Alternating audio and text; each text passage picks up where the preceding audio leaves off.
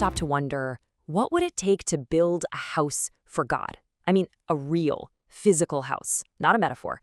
Today, that's exactly what we're digging into. We're talking about one of the most incredible construction projects in history, the tabernacle, straight out of the book of Exodus. I mean, seriously, think about it for a second. How on earth do you build a home for a God you can't even see, especially when you're camped out in the middle of a vast desert?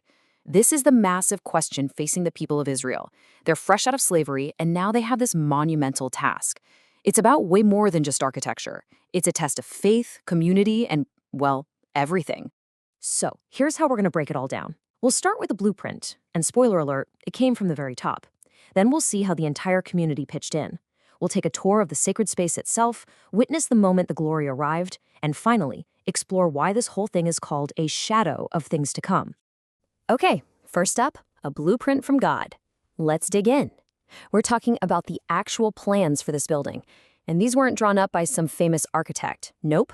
These instructions came directly from the ultimate source. So, what even is a tabernacle? Well, the word literally means dwelling place. But this was no ordinary tent. This was a portable sanctuary, designed to be a tangible sign that God was right there, on the move, with his people. And get this, every single detail, I'm talking the kind of wood, the color of the curtains, everything, was spelled out in a super precise divine plan given right to Moses. And that name is a huge clue. It was called the Tabernacle of Testimony for a reason. Because at its very heart, inside a sacred golden chest, were the 2 stone tablets with the 10 commandments. The entire structure was basically one giant physical testimony to the covenant, that binding promise between God and the nation of Israel. Okay, so you have the divine blueprint, but a plan is just a plan. How do you actually bring it to life? Well, a project this grand was going to take more than just a few skilled workers. It needed an all-in contribution from the entire community. And when I say all-in, I mean all in. This was a true community effort. You had your master craftsmen, Bezalel and Aholiab, leading the way. But everybody, and I mean everybody, pitched in. Every adult had to give a silver tax. And in this really powerful gesture, the women donated their personal bronze mirrors, probably prized possessions from Egypt, to be melted down and used for the holy basin. Just incredible. And the sheer amount of materials they gathered is just mind-boggling. Just look at these numbers. We're talking thousands and thousands of kilograms of gold and silver, and over 27,000 kilograms of bronze. That is a ton of metal. And again, where are they? In the middle of the desert. Okay, you're ready for this? Because this is where it gets absolutely wild. If you translate the value of all that precious metal into today's money, you're looking at over $1 billion, with a B. For a tent, it's just staggering. And don't forget, this funding is coming from a community of people who were slaves just a short time ago. This was a massive, massive undertaking. So, what does a $1 billion tent in the desert actually look like on the inside? Let's take a virtual tour, because the way this sacred space was organized tells us a whole lot about its purpose. This layout is all about one key idea: increasing levels of holiness. You can think of it like security clearances.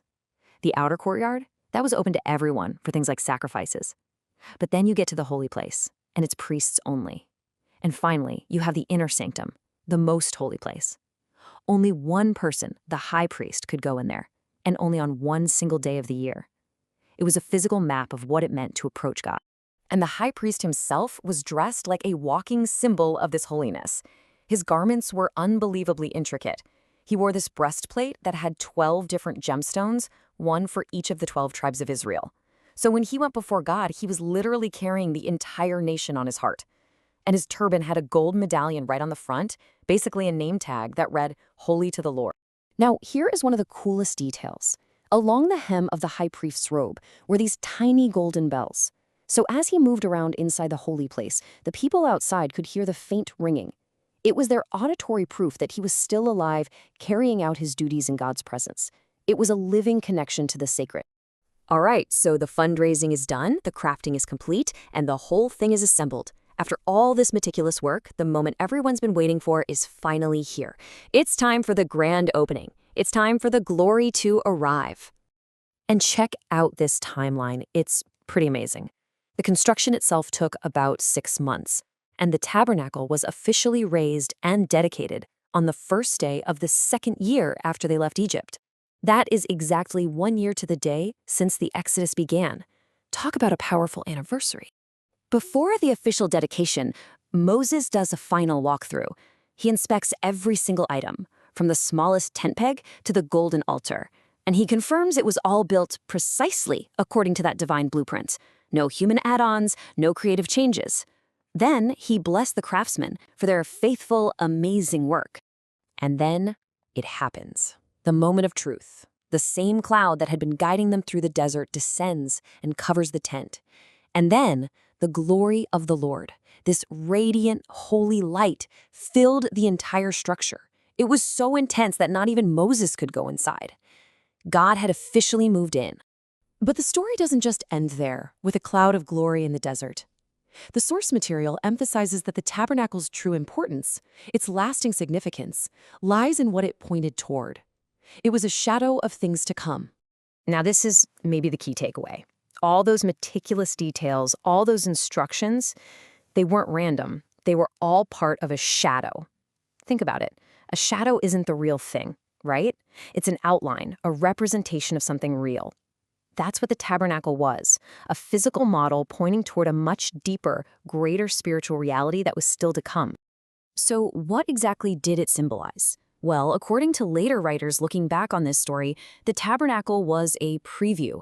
It was a treasure chest filled with hints about the truth of salvation. It was a picture that prefigured the coming Christ, and it even served as a model for the future community of faith, the church. So that leaves us with this final, kind of mind-bending thought to chew on. If this incredible, billion-dollar, glory-filled structure was just the shadow, what does that tell us about the reality it was pointing to?